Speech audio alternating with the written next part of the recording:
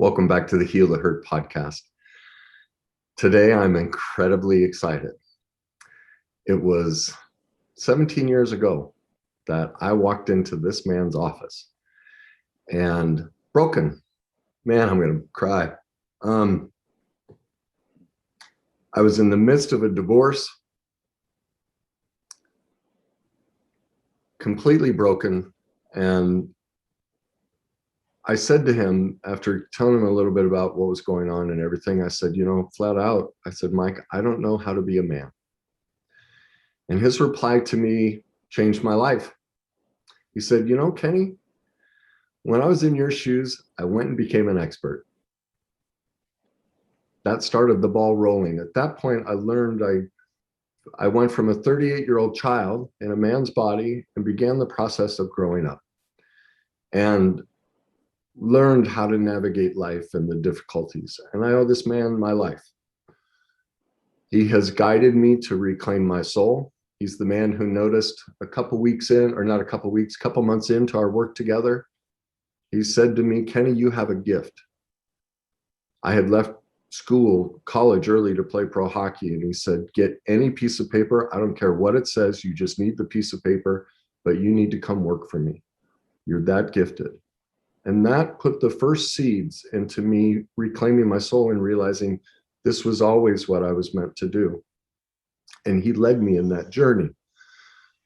And so lately I've been getting a fair amount of publicity or notice from people, and they're very thankful, my clients and people that watch my videos. And while I appreciate that, whatever expertise I share with you, nearly all of it has come from this man. And this is the man you have to thank. And I have begged him for years to write books. I at least got him to show up today. And he's just, man, you love his pocket square. He started as my counselor. Yeah, he's got a little sock in there just to show me he loves me. And he started as my counselor. He became my mentor. Now we're colleagues and friends, and I just love this man, and I want you to meet him. The world needs his wisdom and his knowledge, and I'm so thankful that I got him on here so I can share some of that with you. So let me give you a little bit of background on Mike so you can get to know him as well. The first thing to know about Mike is that he is a clinician. Mike's 41-year career has been a daily dedication to lovingly help people heal the pain from their past and grow into and flourish as healthy adults. Mike received his master's degree in 1980 from Denver Seminary and has done extensive postgraduate work. He was certified as a licensed professional counselor in 1995 in the state of Texas and in Colorado in 1998. Most of his practice throughout the years has been centered on helping individuals through complex trauma issues, including sexual trauma and violent, mental, and physical abuse, to sexual addiction and sexual criminal behavior. As a member of the Tarrant Council on Sexual Abuse, Mike chaired a multimodal committee of doctors, lawyers, psychologists, psychiatrists, and child protective services to create a screening and treatment protocol adopted by the state of Texas for the treatment of adolescent sex offenders. But that's not all. We have a long way to go. Mike also has expertise in PTSD, dissociative disorders, codependence, love addiction, love avoidance, parenting, marriage and family structures. He has advanced certification in EMDR and clinical hypnosis. Mike has spent over 25 years supervising and mentoring other clinicians. In 2012, Mike changed the emphasis of his practice from counseling to clinical neurofeedback. After seeing the benefits of teaching individuals how to change their brain functioning to overcome psychological and learning disorders, he jumped into this field with both feet, as he's done with everything. He lives his message. He went and became an expert. He has trained extensively with top leaders in the field, including Dr. Jill Lubar, Robert Thatcher, Dr. John Demos, Dr. Stephen Stockdale, and Jay Gunkelman. His primary expertise is in the quantitative assessment of individuals' brain activity, something they call the QEEG, and retraining the brain back into normalcy using something they call the Loretzi score of neurofeedback. He's a board certified by the International QEEG Certification Board. He is also a QEEG diplomat and is now an executive member of the IQCB. He is also a member of other professional societies like the International Society of Neurofeedback Research, the Society for Brain Mapping and Therapeutics. He also mentors medical professionals, psychologists, psychiatrists, and other clinicians in learning how to accurately assess patients using neurofeedback and then applying the assessments to practical treatment. There it is. Now you wonder why I get comments of, I've never heard this information before. Why aren't people teaching this? Well, I'd worked with countless counselors before running into Mike, and I got lucky, incredibly lucky. A man who has such a depth and breadth of information. And it goes way beyond the superficial information that most people share. And that's why I'm so thankful to have met him, and any benefit you get from whatever it is I do, you can now see where most of it came from. So Mike, welcome. And I love you. The pockets are just great. So how are you today? Just should we show that this is a sock? It's from yes. Exactly. But first of all, I don't want to forget this. How can listeners get in touch with you? Can you please give them your contact information? This is in case they need help. The best way would probably be to email me at mike@theheartmatters.org. That's also my website here in Colorado Springs. That's where our clinic is. And they can also call 719-257-3488. It's a Google number, and I get a text and an email anytime somebody calls, so I can check that. I also get a lot of spam calls, so that's why I use that number now. So yeah, our offices are in Colorado Springs on the north side and right across from the Air Force Academy. Great. You've been there. Well, and as I thought about, I say this all the time, I figured out that over a 10-year period, I probably worked with you for 7 full years doing all of my stuff. That every week I drove that hour and a half from Denver to Colorado Springs, and then sometimes twice a week for group. But I took your words to heart, and it's been the greatest. I've had some successes in life, but brings me the most joy of anything I've ever pursued. And I'm so thankful for your part in that. So I'm thankful, and I'm thankful for you. So yeah. You're doing what I can't do. Well, as you always say, we always find our place. So, you know. So tell us all about you. Give us some background on your because I use my life story to teach the concept. Some people like that, some people don't. Give us your life story.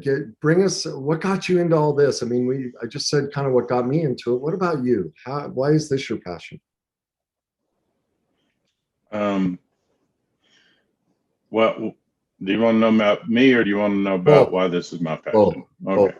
Well, historically, I grew up in Knoxville, Tennessee. I was born in Charlotte, North Carolina, so you hear my southern drawl. And when I was a young boy, I was an athlete, and I was pretty good in school, and I thought I grew up in a normal family, but that started to change when I was about 10 years old, and my mother got pregnant. And so I was 10, so I was going to have a little brother. I was not going to be the little brother anymore. And I have an older brother and older sister. And that was the most exciting thing in my life, that I was going to have that. And I won't go into too much detail about that, but my mother, at the end of term, lost that baby. And when it did, it just rocked our world. It's like an atom bomb set off in our family. And I didn't have a family after that, not a family that was nurturing, caring.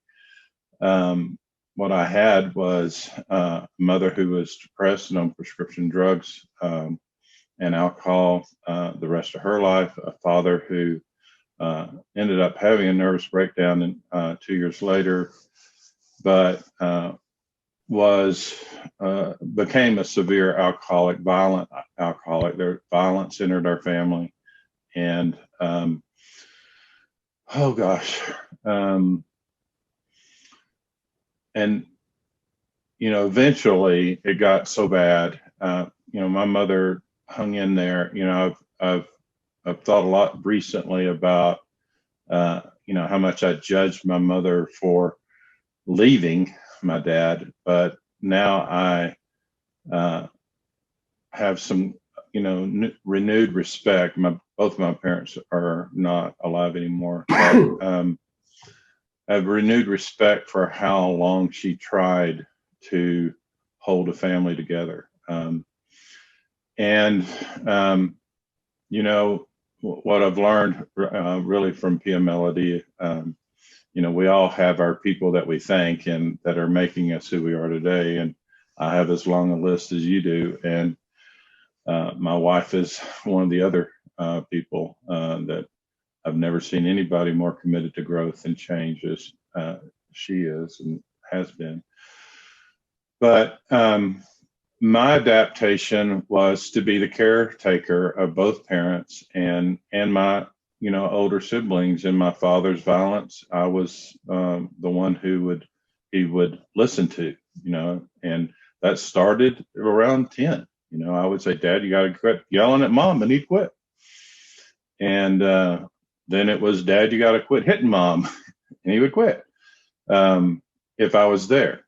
And so that developed a great deal of what I think you talk about it, but I talk about it quite a bit, is false empowerment. It's the idea that I have these talents and gifts, but they're really an adaptation to survive. And so eventually I moved back. We were living at, my mother left my dad and we moved to Texas. And then I moved back to Tennessee with my dad and finished high school, and then moved back to Texas because my dad was then diagnosed bipolar. He was spending months in and out of mental hospitals, and he was very manic. He was funny and charming in those hospitals. And if you've ever seen One Flew Over the Cuckoo's Nest, my dad was the Jack Nicholson character. And so I would go and see him in the hospitals when I was in high school and cut hair. I learned to cut hair with him, and he would shave them. And it was a time of bonding for us that was in a kind of a neutral atmosphere. It was a good thing overall. But ended up, going to college. Had 9 majors probably in the first 2 years because I didn't know, the thing about trauma is that when you're in survival, you're only living in now. Okay, you can't look at the past because it's too painful. You can't think about the future because you don't know if you're going to have a future. And also you're always thinking about what bad things getting ready to happen next. And in PTSD terms, that's the sense of foreboding doom. And I still live with that. That was part of the discussion that I had with my wife just before this podcast. And so eventually people said, you're a good listener. You ought to go into counseling. And so I majored in psychology and religion. Great, 2 great paths to not make any money. And I wanted to learn to think. And one of the things I've learned about me, I didn't think I was a very smart guy, but I learned that I'm on the Myers-Briggs, what's called an intuitive. There's 2 types of people sensors, which is 96% of the people in the world, and then there's intuitives. And sensors take data and they can just, they can just use it. And intuitives can't. They have to understand the whole picture and how that works. And so when you say I'm jumping in with 2 feet, it's because I have to take apart everything that I'm about, whether it's about me personally or whether it's about counseling somebody else or whether it's about neurofeedback. And I have to remind myself, especially when I'm beginning a journey, that I will know more about it in a year than most people do in 5 years. And I'll know about it in 5 years better than most people will in 20 years. And if I can hold on, and not get too frustrated and not get too anxious because I just don't know enough, then that usually, I learn to trust the process, which is what I learned to do. Then I'll be okay, and I'll be helpful to others, and that is my heart. Part of that process when I was in high school is through Young Life, I became a Christian, and that saved my life. And I don't want to sound religious because I'm not very religious, as you know, and I'm just a normal person. But that changed kind of the centering of my life so that I had some focus and direction, which ended up leading me. I was the first person in my family to get a college degree, and then first person to get a graduate degree, and I've got a couple of graduate degrees now, and have expertise in a number of fields. And part of that is that intuitive thing. I can't just take a piece and be okay. I have to understand it so that I can then figure out a way to communicate it that's helpful to others and helps them grow and mature. And so, I got married when I was in my 20s, and I got divorced right after I graduate school, and that was one of the most painful things in my life, just because I felt like I failed everything, and that was the beginning of the school of growing up. And so that's a lot. I'm sorry. Just thinking about that, but I stayed single for a number of years, and then I met my wife, and my wife is older than I am, and she had 3 kids, and we got married, and the reason I married her, besides the fact that she was one of the most beautiful women I'd ever seen, was she was one of the most beautiful women I'd ever seen inside, and her commitment to growth and change. I've seen a lot of people talk it, but she walks it. And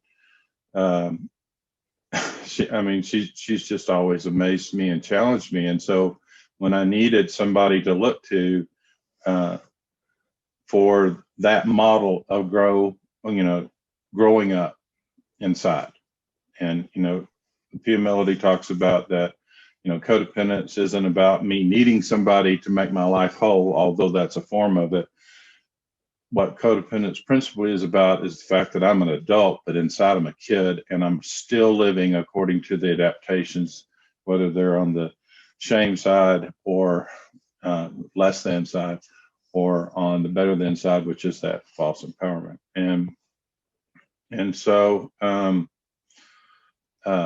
that, I'm skipping a bunch of stuff, but that brought me back into counseling. I quit because I just didn't want to do something that I didn't feel like I could help people with. And if I didn't have the wisdom and maturity to do, I needed to grow up, and I needed to grow up where internally, I was an adult, and so that I could help people. And I mean, if that's my pursuit, and that is my pursuit, that's been my heart's pursuit since I was 10, probably, you know. And so I did that, and then eventually they changed the laws about counseling and licensure, and so I went back to school and got my license because it was required. And then I was practicing. I'd been practicing for 15 years when that started, and so then I worked really with some of the most hurting people in the world, and torture victims, people that had grown up in the most horrendous abuse you could ever imagine, and you can't imagine it. It's just unbelievable. And I mean, I knew what that felt like to an extent, and I was also a sex abuse victim, and so I knew what that felt like too. And I was working through that while I was counseling other people who were working through that, and thank God for people like Pia Melody and the therapists that I went to, and AA, and I'm not an alcoholic, but I loved AA, and I love AA because I believe in the 12-step process, and those people needed what I needed, and that is I needed hope, or I was going to die. And so that's why I went to AA, and I could hear hope and strength and love from other people. And so I don't know, am I going the direction you want me to go to? You're going great. What got you into neurofeedback? You. So the story, I tell this story all the time. I had worked with Kenny for a while, and Kenny is a superb individual, and he's a extremely talented individual in so many areas. I mean, you're talking about athletics, this guy's a thoroughbred, and he's as good a golfer as most of the guys on the tour, and professional hockey. You don't get, if you're not elite, you don't get there, and he certainly is that. And he was elite and dysfunction too. Yes. I would say it's probably been my greatest skill set. and anyway, we had a few years of really deep work, and then he came back and we talked about golf and stuff like that, and I was very interested in it too, and learning to help him if he wanted to pursue that dream, and caddied for him a couple of times, and anyway, it's not my story to tell, but he came into my office one day, and he had been going through something that was really traumatic, and the Kenny I knew would have been bouncing off the walls. And he would not have been moderate. And he came in and he talked, and this was really hard stuff. I mean, really hard stuff. Okay, as hard as anything I've ever heard anybody walk through. And I'm listening to him be appropriate, adult, moderate. And I'm like, what the heck happened to him? I mean, I'm heartbroken by what he's telling me, but I'm overjoyed because of the maturity I'm seeing. And I'm going, we've worked a long time together, and I didn't do that. What happened? And so finally I asked you, I said, well, what happened? And you told me, well, you were at the golf course and you met this young lady who had been involved with neurofeedback. And because I knew where you practiced, I had an idea who that young lady was, and I knew her story. And her father was a college roommate, and he's a therapist in Denver. And when I heard, I knew what she had been through, and it was nothing short of miraculous. And the process for both of you was neurofeedback. So I called her dad and I said, how's your daughter doing? And he said, she's great, man. She has not ever been on medication. She's getting ready to get her master's degree. She's a tech doing neurofeedback for this particular professional that you were working with. Yeah. And so he said, we sent her to one of my other college roommates and his clinic in Dallas. And so I called him and he, he and I talked for hours and talked about how it worked. And to be honest with you, he told me some things that scared me about neurofeedback, and I was very, apprehensive, and partly because, again, I'm an intuitive. I got to understand it, which I do now. But when he told it to me, it was kind of scary. And so then I called the professional that you worked with. And I went up and observed, and she said, well, I'll help you get the equipment, and I'll get you started. And she helped me get the equipment and introduced me to Steve Stockdale here in Colorado Springs. And then I never heard from her again for a long time. And so it's like, oh no, but Steve Stockdale happened to be, one of the top guys in the field. So she left me in great hands. And he knew the direction that I wanted to go. The reason I do the kind of neurofeedback that I do is that I think it's safer. I think it's more scientific. And I think it's more effective. Not to say that other neurofeedback isn't effective. It is. It's incredibly effective. But I wanted to do the safest and the best and most effective treatment I could if I was going to learn this stuff. And I thought I was kind of going the easy way too, because a lot of this was, kind of a plug-in, software type stuff. And turned out I went the hardest way I could have gone, because I had to learn all about the brain. I had to learn, and I didn't know, the frontal lobes from the parietal lobes, when I started. And I didn't know any of the vernacular that was used. And Steve hooked me up with Dr. Jill Lubar. Now, you've never heard of Dr. Jill Lubar. Dr. Jill Lubar was one of the beginners, if you will, of neurofeedback back in the 60s. And he and a guy named Barry Sherman and a couple other guys had taken some principles from biofeedback, began to apply them first to animals and then to people. And Joel was one of the first people to teach children not to have seizures by training their brain. And he was using the same methodologies that most people still use today in neurofeedback.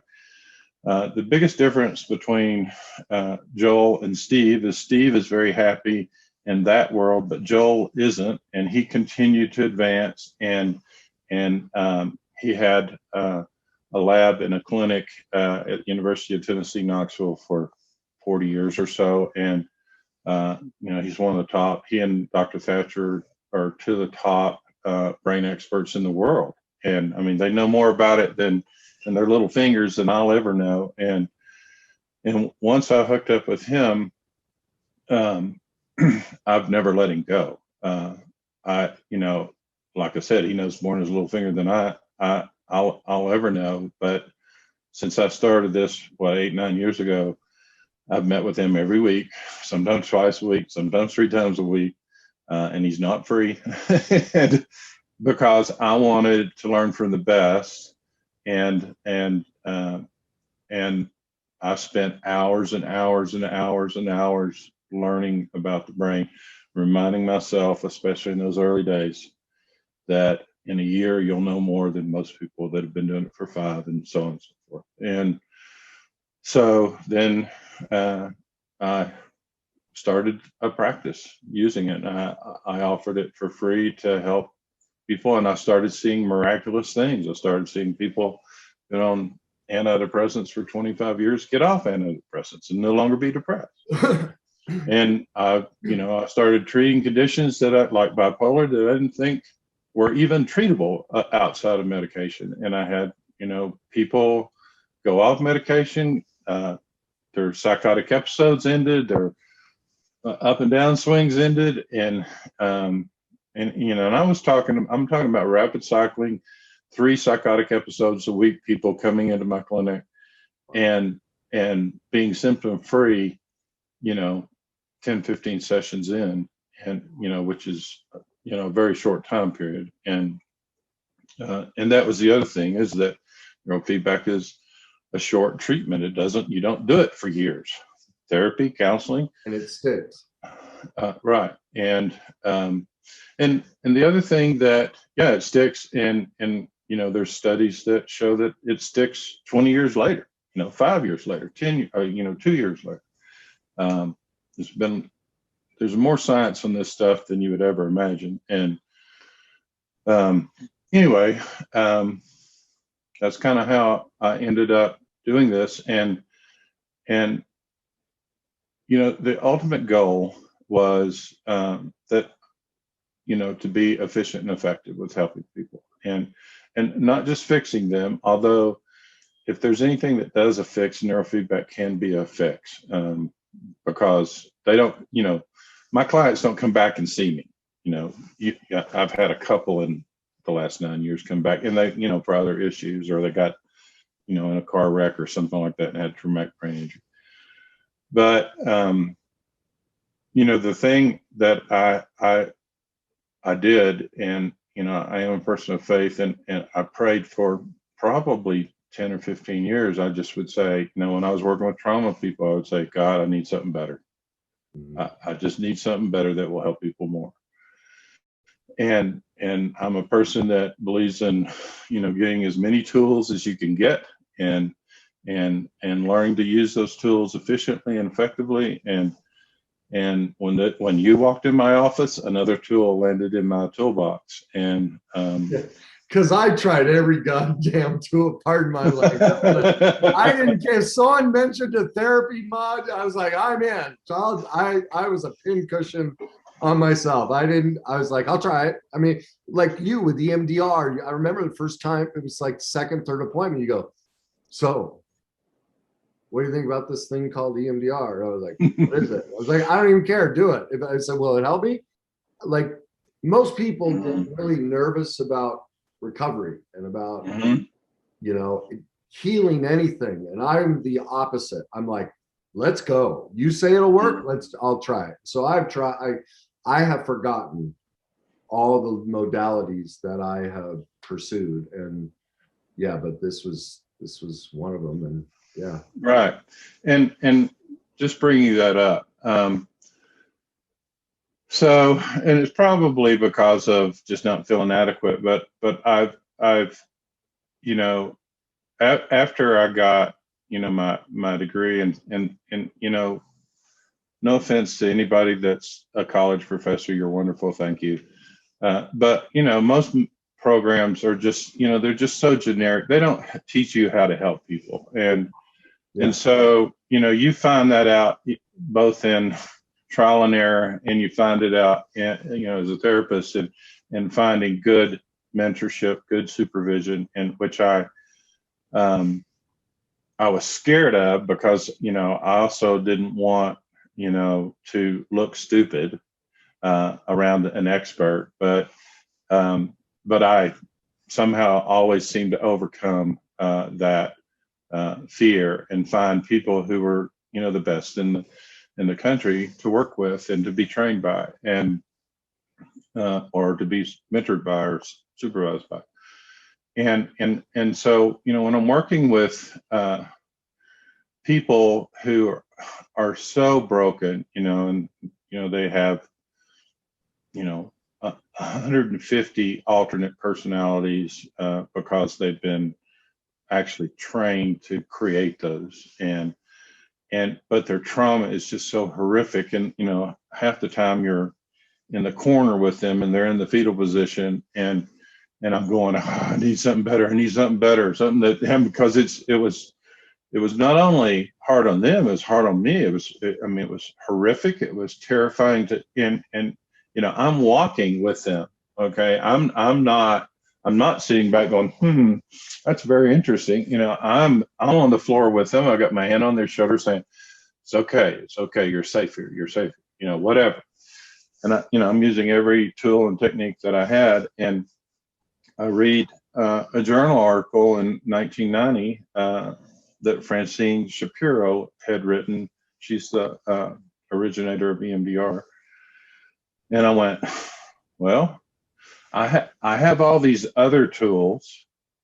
Why not implement this? Okay. And for those of you who don't know what EMDR, it's really not truly eye movement. That was the original concept, but it's bilateral stimulation of the brain. So you can do it with tapping, you can do it with sound, which I often use. You can do it with, you know, these little buzzer things that people, that's what my wife uses. You can do it with, you know, moving your eyes back. The sound was best for me. I remember. Yeah, it was best for me.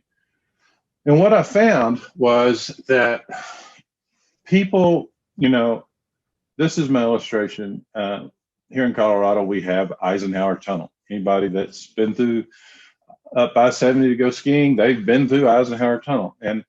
And so my illustration was that traditional trauma therapy before was like this. You and I are walking in the dark through Eisenhower Tunnel. And I've got a flashlight and you're telling me what you see. And when we find something, we go and process through that. And that process can be, you know, 5 sessions. Okay. And it can be lots of emotions and reconfiguring thoughts and experiences. And I mean, it can be a hard process. And so was what I was used to doing with people, because that was the only thing we could do. And in the 80s and early 90s. And so she comes up with this concept that the brain somehow, when you bilaterally stimulate it while you're thinking about either the emotions or the physical content of the trauma, or even the memories of the trauma, you know, a lot of people don't have that. But they have body memories and they have emotional things that trigger them, and you know, they're off the target, you know, for a while. So with the EMDR, it was like, you know, what I even said to you, I said, all right, we got a Ferrari. You're driving, I'm in the passenger side. And here's what I'm going to tell you to do. We're going to go through Eisenhower Tunnel, floor it. And whatever appears in the headlights, observe it. And then we buzz through. And that's what we did. I will never forget. I'm going to interject. It just, Go ahead. The first time we did it, we were going to go back to, you know, I was like, finding my mom passed out naked on the toilet at 10 was the moment. I'm like, but I'm in my 30s. I'm like, yeah, I've dealt with it. I've talked to counselors. I'm over it. And you're like, why don't we just take a look at that? And you're like, well, you know, let's just take, you know, because you're not going to tell me I'm wrong. And so, and I will never forget, before we started, you said, now, Kenny, when the train comes, just get on it. I was like, huh? And so we started replaying me walking in, and then, you know, okay, so, and we'd stop and you go, so what are you seeing? What are you feeling? Where in your body do you feel it? Okay, focus on that feeling and go back in.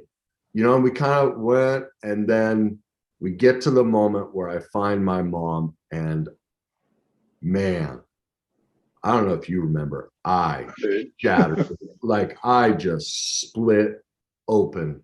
Like, I don't know that well, one other time, the withdrawal and the suicide stuff, the wailing that I went through 8-9 years ago, those two I just lost it. But as soon as it was coming, it was like this, oh, I've got to get away. And then I remembered your words, no, get on.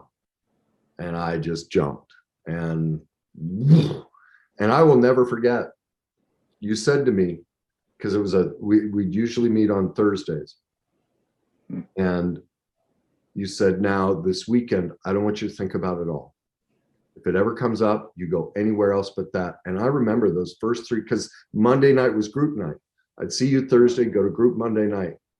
And those 3 days, I remember I felt, you know how tempered glass, how it spider webs and everything? I felt like that, but that I was held together by rice paper. If some suggestion of that moment came up, I was going to split open and never be put back together. But that was a sentinel moment in me being able to turn and begin to mature in life. Because as you said, Pia talks about, we're just children. I don't care how old you are. We're just a broken child. That's the essence of codependence. We've never matured out of that moment. And that was, in a sense, my birth to start maturing. Right.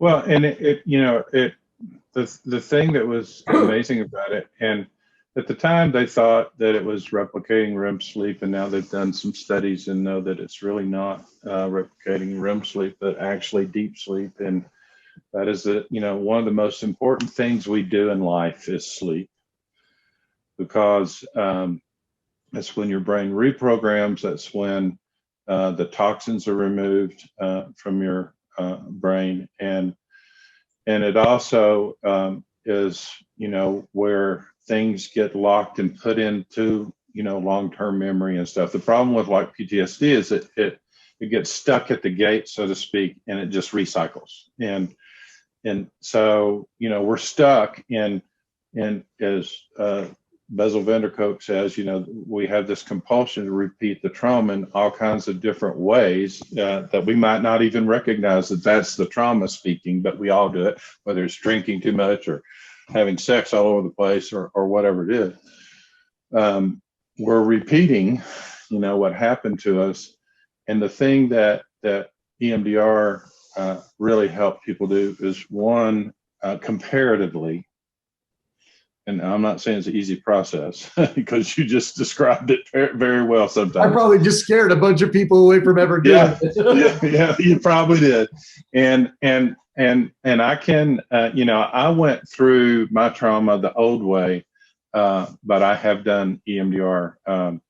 I did EMDR for about 10 years, and then I found out that there was, a certification, and I could have taught it, I went there and went, okay, this is kind of boring. But anyway, I did learn stuff, but you had to do EMDR. And so, one of my little stories is that my whole life right here in my gut, I just had a knot. Yeah. And what I couldn't differentiate, and, a lot of therapy is about learning how to differentiate the past from the present, or present from the past, I should say, and or other kinds of things. What are you feeling? What, is this fear or is this excitement? Well, I couldn't differentiate fear and excitement, or anxiety and excitement. Yeah. And I did this work, and it wasn't cognitive. That's one of the powerful things about EMDR, because a lot of us, like me, we'll try to think our way through it, and it's not just a cognitive process. It's a cognitive or trauma. It's right. Yeah. Right. It's cognitive. It's kinesthetic. It's in our body. It's in our emotions. It's in our memories. And and this was just something that probably started when I don't have to know the source of it. I just know I remember it leaving. Yeah. And I remember when it left, I knew the difference between being anxious and excited. Because, like, if I was going to play in a ball game or something like that, I'd just be anxious. Even preparing for this a little bit, just mentally, I didn't really prepare much for it. But I was thinking, well, I got to say it right. Got to do this. Blah blah blah. No, wait a minute. Relax. You're just excited. And which is true. And by the time I've been since last night. I didn't sleep well. I slept like a log last night. Thank God. I slept good, but it just, it's like, so we came up with this idea just the other day. It was like, well, it hit me a couple of weeks ago. And when you said yes, I've just been like, you know? Well, that's kind of you. But the thing that was so powerful for my clients, and actually as a therapist for me, is that, before, literally, somebody could fall into a memory and be stuck, for hours. And, and I'm yelling out to the office manager and saying, hey, you need to cancel my appointments. This person is in, we may have to hospitalize her or him. And so, to get them back, well, with the EMDR, and I say this to all of my clients that I do EMDR with, I say, the longest period of time, most people, it seems like eternity, is 45 seconds. That people break down. Now, you might cry really hard, and it may seem like hours. 45 seconds. Okay, I've timed it, and you're not in a fetal position in the corner. And when you come back, it's the essence of Pia Melody's joy pain.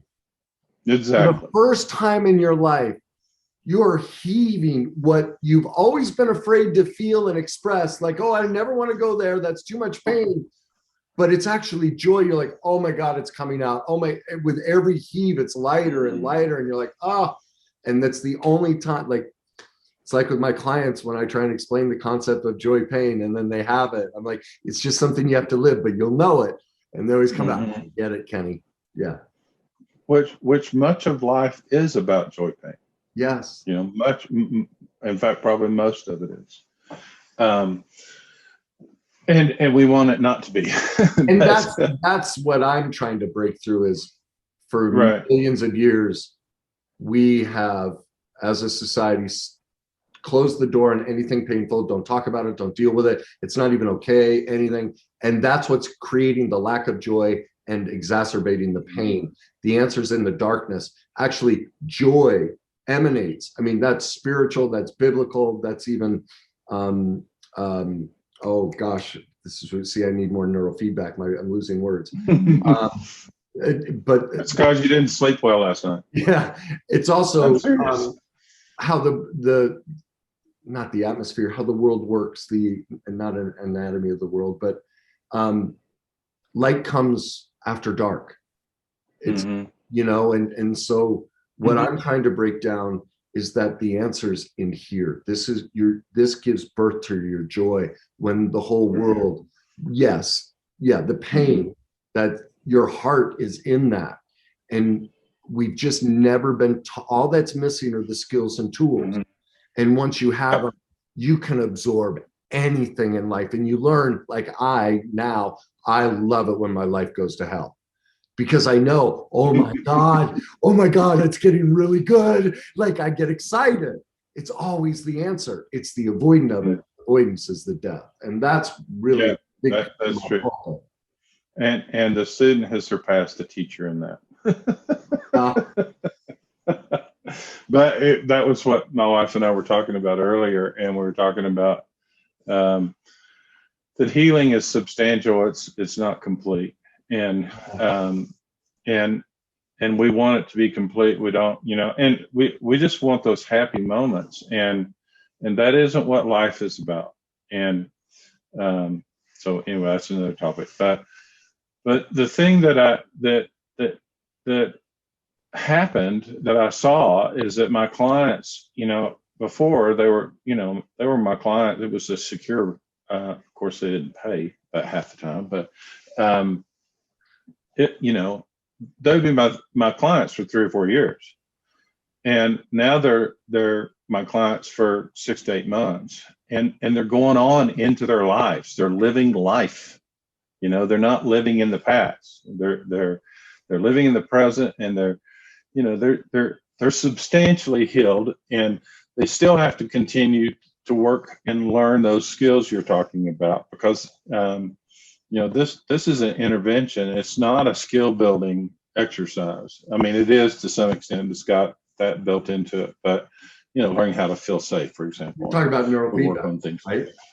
No, I'm talking about EMDR and neurofeedback. Both of them.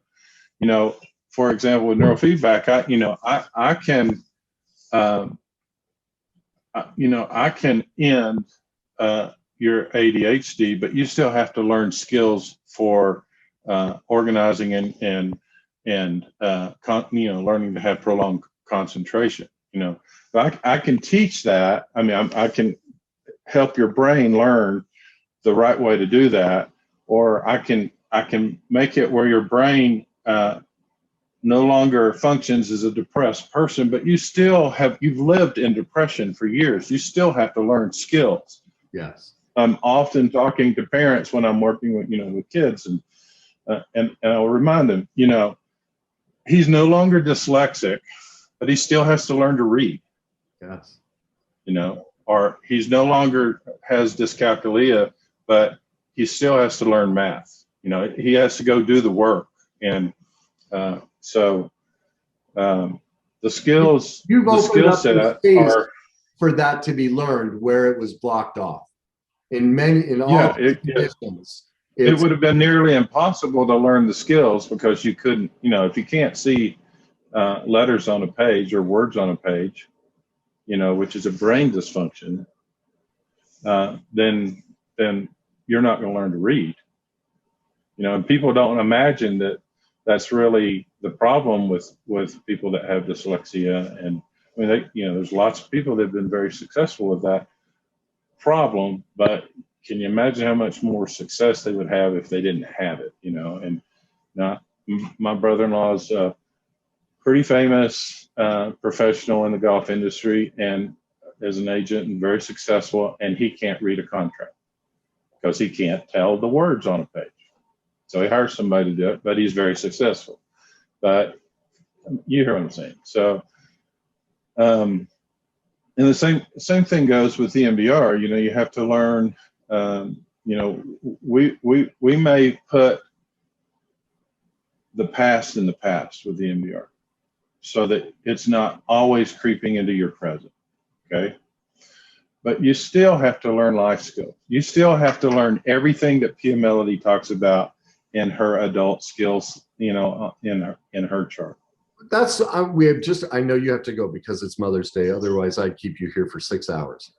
Well, you don't have to. I don't have to go right yet, but if you want me to, I will. No. I want to keep doing this. So. Okay, good. I really wanted to get to that. Like,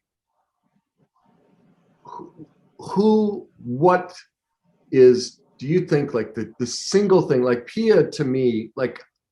I don't want to disparage somebody, but most people, when they learn about codependence, they learn from Melody B, which I didn't teach me anything about codependence. It taught me about alcoholism. When I compared to what I learned from Pia, and it breaks my heart. I mean, Pia is obviously well known, but what she's created goes way, like we're talking, at least in my personal opinion, which doesn't mean I'm right, just vastly different ability. You gain so much more knowledge and your life has so much more potential when you learn Pia stuff. But what would you say for the person that's listening, that's starting their journey and going, where do I go? What's the thing? I mean, I have my opinion, but what would you say? Where does somebody start? What's like the single greatest thing they need to look at to begin with? Well, or a second question, a different question would be, no matter what their struggle is, what one piece has to be a part of their recovery journey? Unfortunately, or fortunately, you're going to have to wait for that answer till next week in part 2 of my interview with Mike, my mentor. I hope you've enjoyed this first aspect of just getting to know a little bit about him and a little bit more about myself and how I came about the knowledge that I have. Obviously, you can see I've learned from an incredibly skilled man, a man who has a bunch of depth and breadth when it comes to these topics. You're going to want to tune in next week because we not only answer this question of what's the single most fundamental thing we need to learn to live the life we want, but we get much deeper on other topics as well, share more of our personal journey together and our own trials and tribulations of life and the things we've discovered. So I highly encourage you to tune in next week to see the rest of this interview. And as always, enjoy the journey.